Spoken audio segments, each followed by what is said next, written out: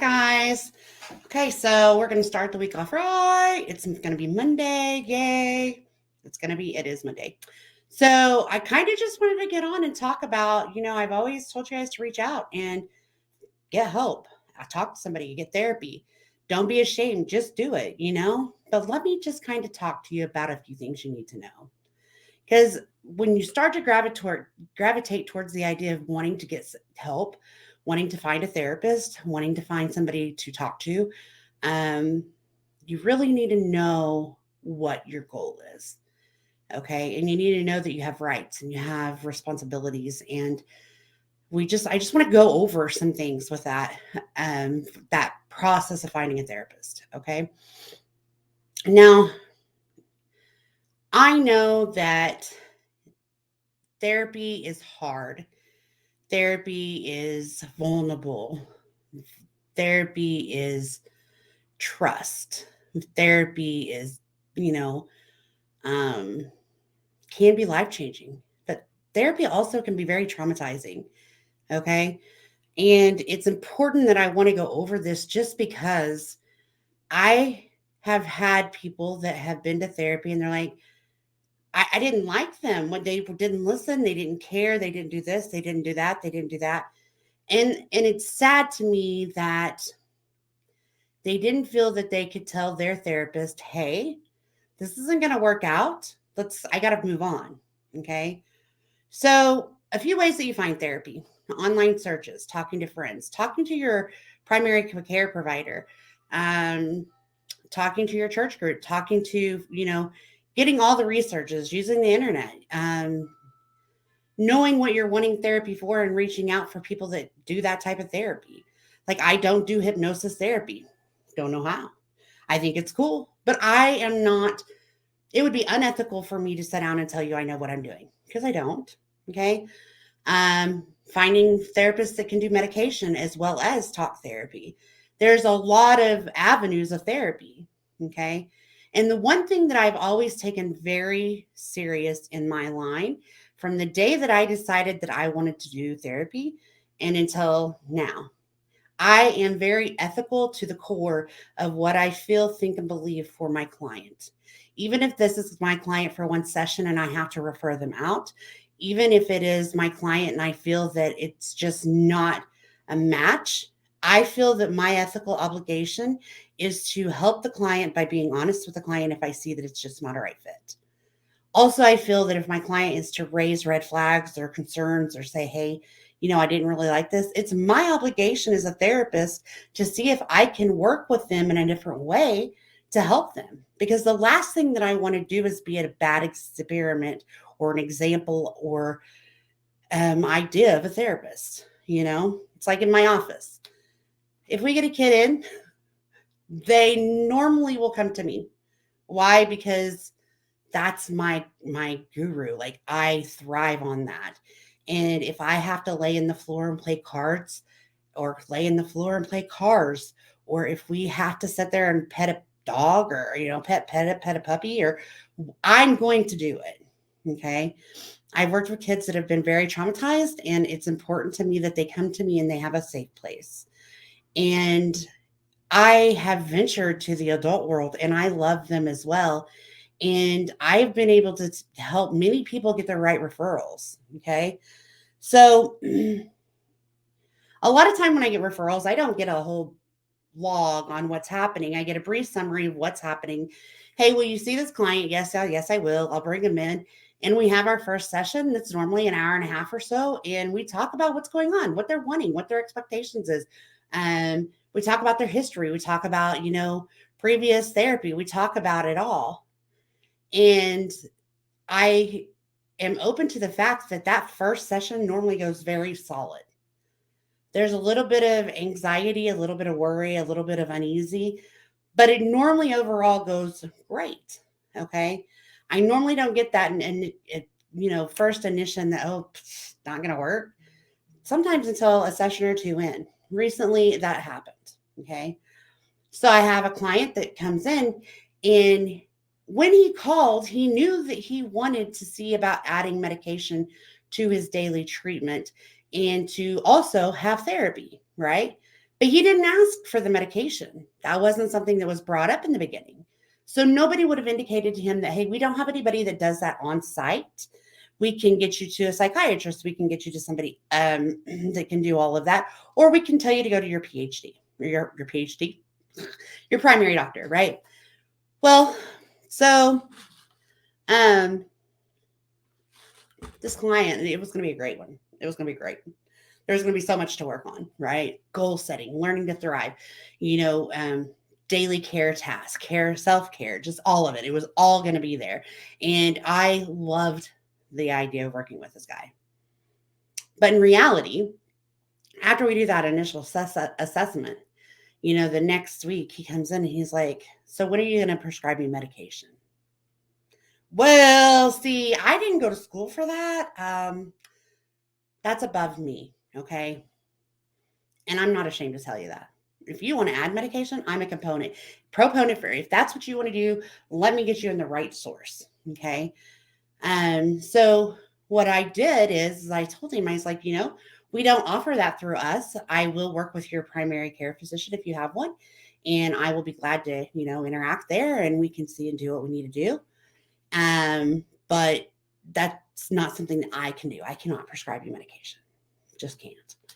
Um, and he didn't have a primary care doctor. So, for the ethical reasons of taking care of this guy, this client, it was best for me to source him out to another place that allowed therapy and medication all in one. Okay. He's on the state aid, he gets it covered. There's no reason I should hold him back, right? That would be very greedy of me to say, you're just not going to get medication. We're going to try that last. Because if their expectation is to get medication, it is my ethical duty to help them in every way. Okay. So that's just something that, you know, when you go to start finding a therapist, know what you're wanting. Had they said, he said in the very beginning, I know I want medication, then our person that takes the referrals would have been able to say, okay, we can help you with this part, but we're going to have to refer you also for this part or have you talk to your doctor. And while we're waiting to get you in, you know, there could have been proper expectations set for him. Now, no hard feelings. This guy is very happy. He's, you know, I'm proud of him for identifying that, you know what, life's hard right now and I might need a little bit of extra help. And let me see what I can do. Okay. I have had clients that I have worked with and they come in and they want to be very strict to a book, have a workbook. Let's do it this way. And that's great. I love it for them. I love it. I love it. I love it. Okay. I am not the best strict, let's do a workbook type of person. I also don't dive into that history immediately. It's just not who I am. So if they're coming to work through the past without looking at the present, I'm probably not your person. Okay.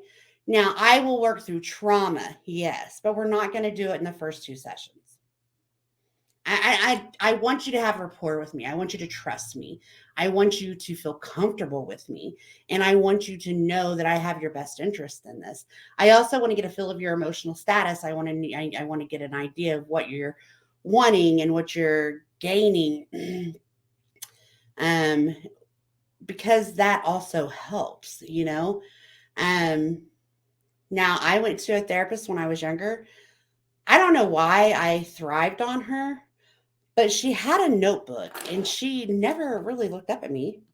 And she pulled her hair the whole time we were talking and writing everything I said. Right? That's it. That's all she did. She gave me no goals. She gave me no homework. She gave me nothing, you know? But I like that because what I was able to do, I went in, had diarrhea of the mouth, said what I needed to say, and worked through what I wanted to say. And I'm sure she gave me something. That's part of the brain that I don't remember, I guess. But she never judged me. She might have been writing jokes on the notepad. I have no idea. But she never interrupted me and she just let me say what I need to say. Okay. That was good for me. I don't know what my expectations were then because I was young and I don't know. I know what my mom was hoping for. I know what the goal was, but my personal expectations, I didn't have any. But what I did have was the ability to feel comfortable with her because she never responded in a negative way to anything I said. She just listened. Hey, I'm here to listen. We're going to listen. So that works for me. Okay. Now I have clients that come in and they want to do a whole lot of goal setting and they want to work to meet these goals and they want to do the homework and oh my God. Bleh. Sorry. They want to work towards the goals and they want to do what they want to do to get here. Right. I'm your girl. I can do you. I can listen. I can help you. I can give you tips. I can be pointers. If you want to, work on your past so that your present is better, I can even do that. I love doing that. That's what we're for. Let's do it. Let's work through it. I've been to a therapist that talked to me about the past for 12 sessions. And at the end of the 12 sessions, I'm like, so how can that help me today? Well, we got to work through that. But what can I do today? Well, we'll get to that. Well, we're 12 sessions deep, buddy. And I don't have any idea how to function today because all we're talking about is the past. You're not giving me any tools. You're not doing nothing. You're just making me bring up all this emotion. And we're never talking about how we're going to integrate processing those feelings. I've been to that person and I don't like that. It's not me. So when you're finding a therapist, what I'm telling you is you're going to maybe have to go to 1 to 2 to 3 to 4. Okay. You're going to have to get to a point to where you say, I like this person, I like what they stand for, and I like how it works. Because if you can't get to that point in life, what happens is that you're going to go to therapy and you're never going to probably work through what you need to. Okay. I do believe that your past is normally a big issue, but I have to get you functioning on level today. And then we start sprinkling in, okay, so when we talked about this relates to this, and this is what we need to do. That's how I, as a therapist, work. Okay. I also think that you need to be open to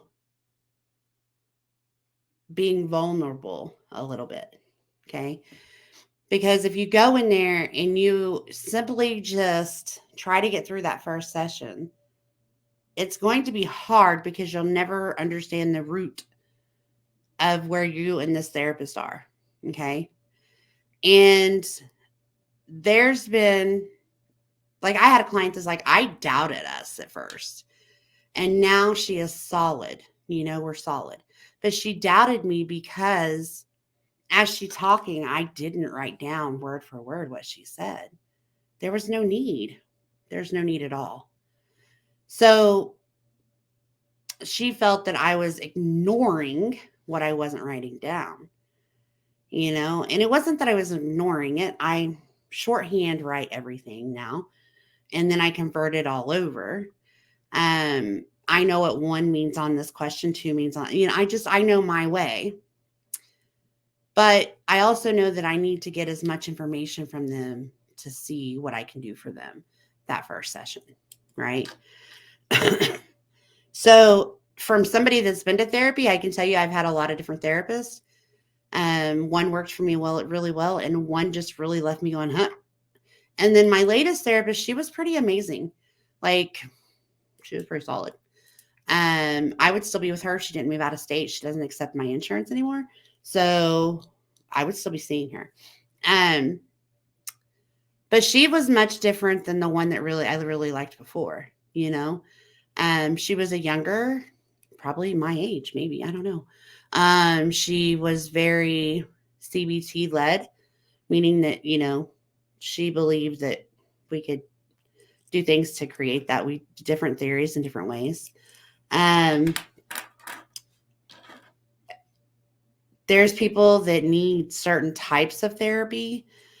There's people that have multiple or coexisting diagnoses that might need something different. So you. So I just want you to think about what you want and need and be willing to go into the first session with that idea in mind so that you can talk to whoever it is you're going to be seeing and you can start working on that pretty quickly, like I said, if you're wanting medication, not every therapist can provide medication. Like we don't have anybody in our office that can do that. So we can get you, refer you back to your doctor because normally if primary care will go ahead and do medications if they know that you're seeing somebody else for therapy. But not everybody has a primary doctor anymore, and I don't understand that. But whatever, if you're not sick, you're not sick. So they just kind of have to start from a fresh slate. And I know here in Oklahoma, we have a place in Norman where I work, and they do it all. They do group therapies, they do individual therapies, they do medication evaluations, they do crisis interventions, they do it all right from their office. And we just don't have that here. Now I know that it sounds silly, but it's just a bigger sometimes liability to some companies depending on what that company wants. So I don't know that it would be a bad idea. We just don't have that available right now. Also have to think about this in today's age. Some people do telehealth, some people don't. If you don't think that you could do telehealth, be honest with that. No, I can't do telehealth. Because we have therapists in our office that are telehealth. We have some that are dual, like myself. I can do both. Some that just don't even want to touch it, So know what you're wanting out of that. And then, be open-minded. Be open-minded. I'm not saying you're going to walk in and find a therapist first shot. I'm not saying that you want to rule out a therapist on the first shot. You might be able to go to 2 or 3 sessions and then all of a sudden something's said or done that you're just like, nope. Don't stop going to therapy. Stop going to that therapist. There's a difference. You can say, hey, this isn't going to work out. And in the meantime, you could be finding somebody. Okay. Just so you can continue to get that support. Don't give up just because of one therapist. Don't give up because 2 therapists. Okay. Let yourself find a way to be comfortable and take care of yourself. Okay. I think it's just really important, with what I've been talking about, getting help. That's my big thing. Like, I want people to know that therapy is not bad. Counseling is not bad, And there's also people that might want to need to do group counseling versus just individual. If you're somebody that thrives with a group of people and you like that motivation, like for example, I don't have anybody right now that I could do a group with if somebody was just wanting to have group interaction, So just really think about what you are wanting. Know what your expectations are. Write them down. Okay. But in any way that I can help you guys, I've said it before. There is a link with my email on my page. Go to that email, shoot me an email. I can resource and research and will help all that I can to try to find you somebody that you're looking to go to. Okay. I really appreciate it. I thank you guys for, watching. I hope that it's hitting somewhere. I hope this is beneficial and helpful. And if there's anything that I can do, let me know. Okay. So for now, we're going to say bye. Hope your Monday's been fabulous and have a great day. Bye, guys.